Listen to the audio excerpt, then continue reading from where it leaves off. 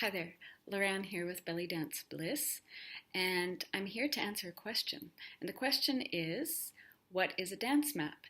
I'm going to give you a little tutorial about what a dance map is, and hopefully you'll want more, and you'll be joining me this Wednesday at Prairie Lotus Studios for the next upcoming session of Bellydance Bliss. So, what is a dance map? Well, there's actually three aspects that we're going to do, but I'm going to show you two.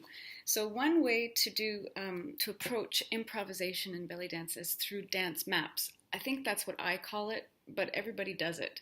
So there might be different names with different teachers. So this is one way I do a dance map, where I write down, or in my head I have a running list of different steps. And I know what step's coming up next, and then it allows me to be freedom while I express and be creative within these steps. So I hope you could read that while I was flashing it around. But it says diva walk, what I call forward center, back center, pivot, the choo-choo, the open turn, weaving, and a flamenco pivot.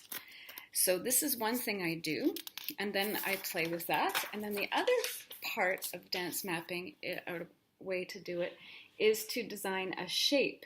So in my space here, I'm going to imagine this shape on the floor, and I'm going to play as I travel with moving up the shape and then little loops on either side of this center thing. And it looks a little bit like a seed coming to life, or like a flower to me. So that's why I like it.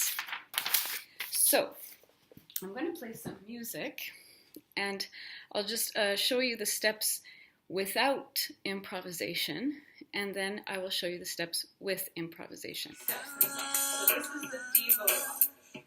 So you notice I'm not using any real expression with my body.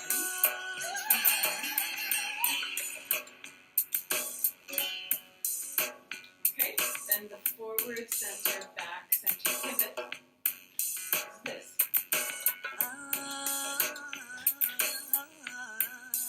Choo-choo is this.